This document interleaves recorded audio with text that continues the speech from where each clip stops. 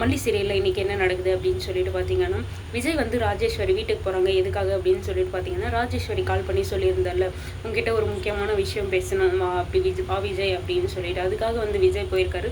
விஜய்க்கு எப்படியும் பணம் கொடுக்க மாட்டா அப்படின்ற ஒரு தாட்ல எல்லாம் போவே கிடையாது. இவ எதுக்கோ பேசுறதுக்கு வர சொல்லியிருக்கா அப்படின்றதுனால விஜய் வந்து அந்த மைண்டில் போனாங்க. போனதுமே வந்து ராஜேஸ்வரி வந்து ஒரு பெரிய பேக்கில் வந்து பணத்தெல்லாம் போட்டு வந்து ரெடியாக வச்சுருக்காங்க போல். விஜய்கிட்ட வந்து வந்ததுமே கொடுக்குறாங்க. ஆனால் விஜய் வந்து இது என்னது, எதுக்காக இந்த பேகு அப்படின்னு சொல்லி கேட்க, ராஜேஸ்வரி சொல்லிட்டு இருக்காங்க, நீ தானே மல்லியோட அண்ணாக்கு ஹாஸ்பிட்டலுக்கு ஆப்ரேஷன் பண்ணுறதுக்கு பணம் வேணும்னு கேட்டேன். நீ கேட்ட பணத்தை விட நான் அதிகமாகவே வச்சுருக்கேன் இதில், இந்த பொடி விஜய் அப்படின்னு சொல்லிட்டு, எப்பயும் இல்லாத தம்பி மேலே வந்து அப்படியே ரொம்ப பாசம், மல்லி மேலே வந்து பாசம் வந்து அவங்க அண்ணாக்கு ஹெல்ப் ஆகட்டும் அப்படின்னு சொல்லிட்டு ராஜேஸ்வரி கொடுக்குறா அப்படின்றது விஜய் நம்புவாரா இல்லை நம்ம தான் நம்பிடுவோமா? அப்படி ஒரு பாசம் அன்பு மேலே பொழியுது. என்ன எல்லாத்தும் எதுக்கு அந்த சொத்து வரணும் அப்படின்றதுக்காக தான். ஆனால் விஜய் வந்து அதை கொஞ்சம் கூட வாங்கலை.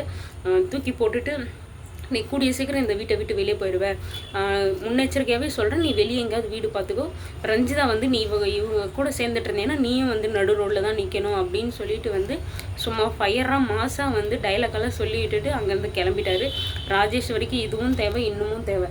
ஏன்னா வந்து முதல்ல அவன் வந்து பணம் தான் கேட்டான். விஜய் வந்து அந்த பணத்தை அப்பயே கொடுத்துருந்தா சைலண்ட்டாக போயிருப்பான், சவால் விட வேண்டிய அவசியம் இல்லை. இப்போ வந்து அவனவே கையேந்தி நிற்கிற மாதிரி இருக்குல்ல, இப்போ பணத்தை கொடுத்து நீங்கள் ரெஜிஸ்ட்ரேஷன் முடிச்சுக்கலாம் அப்படின்னு சொல்லிட்டு நினச்சேன்.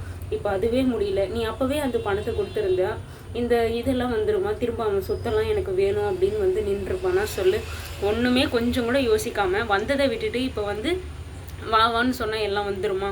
இங்கே இப்படி ராஜேஸ்வரி எப்படியும் வந்து கூடிய சீக்கிரம் வந்து நடு ரோட்டுக்கு வர்றது உண்மையாயிடுச்சு. அது வந்து நல்லாவே தெரியுது. இப்போது விஜய் வந்து இதே ஃபயரோட வந்து மல்லிகிட்ட சொல்லிட்டு இருக்காங்க, மல்லி இதுக்கப்புறம் எனக்கு ஒரே அச்சீவ்மெண்ட்டு தான், அந்த வந்து எப்படியாவது நம்ம வீட்டை வந்து நம்ம எடுத்துக்கணும், நம்ம வீட்டை எடுத்துகிட்டு நீ நானும் அந்த வீட்டில் இருக்கணும், அது மட்டும் இல்லாமல் வீட்டுக்கு நான் உன் பேரை தான் வைப்பேன் அப்படின்னு எல்லாம் வந்து சொல்லிட்டு இருக்காரு. ஆனால் மல்லிக்கு இருக்கிற பிரச்சனையே வேறு, நீங்கள் வந்து வீடை எடுக்கணும் அப்படின்னு சொல்லிட்டு இவ்வளோ நாள் இல்லாமல் இவ்வளோ நாள் ஏன் விட்டீங்க அப்படின்றது தான் மல்லியோட கேள்வியும். ஏன்னா வந்து அப்பயே வந்து போராடி எப்படியாவது வந்து அது உங்களோட சொத்து, அது எப்படி நீங்கள் உங்கள் அக்கா வந்து எடுத்துக்கலாம், நம்மளை வந்து ஏமாற்றி தான் வாங்கியிருக்காங்க அப்படின்றது நல்லாவே தெரியும். அப்படி இருக்கிறப்போ எதுக்கு இவ்வளோ நாள் விட்டு வச்சிங்க அப்படின்றது தான் மல்லியோட கேள்வியும் நம்மளோட கேள்வியும். ஏதோ ஒன்று இப்போயாவது வந்து விஜய்க்கு புத்தி வந்து சொத்து திரும்ப நம்ம எடுத்துக்கணும், இதுக்கப்புறம் நம்ம அதை எப்படி எடுக்கணும் அப்படின்ற வேலையை தான் பார்க்கணும் அப்படின்னு எல்லாம் வந்து சொல்லிட்டு இருக்காங்க. திரும்பவும் வந்து ரேணுகாவுக்கு ஏதாவது ஒரு செய்தியை சொல்கிறதுக்கோ இல்லை கால் பண்ண சொல்லியோ இல்லை வேறு எங்கேயாவது வர சொல்கிறதுக்காகவும் வந்து அந்த தண்ணி எடுத்துன்னு ஒரு பையன் வந்திருந்தால, அந்த பையன் திரும்பவும் இன்றைக்கி வந்திருந்தான்.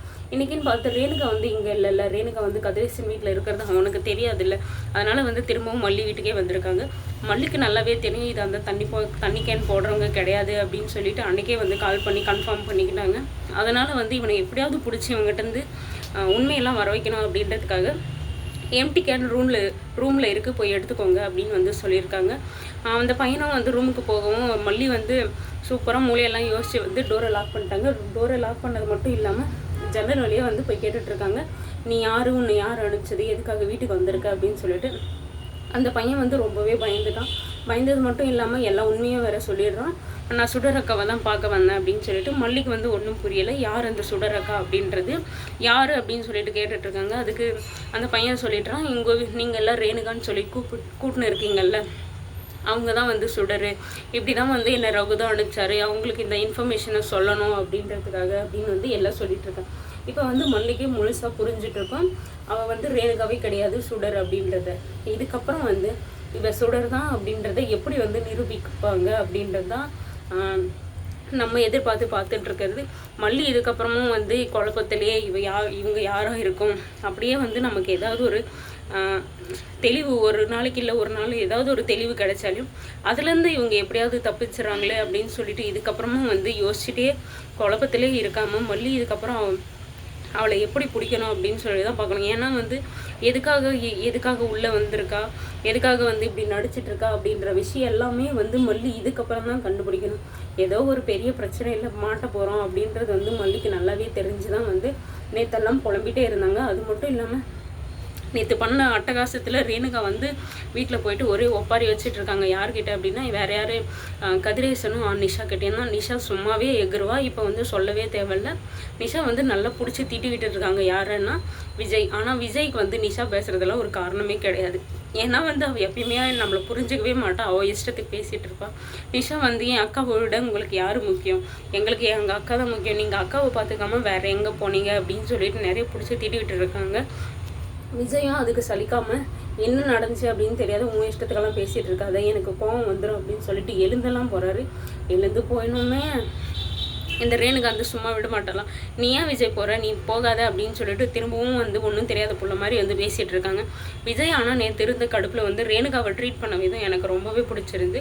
இதுக்கப்புறமும் அவர் அப்படியே இருக்கணும் அப்படின்னு சொல்லிட்டு தான் நினைக்கிறேன். வெயிட் பண்ணி பார்க்கலாம் இதுக்கப்புறம் என்ன நடக்குது அப்படின்னு சொல்லிட்டு.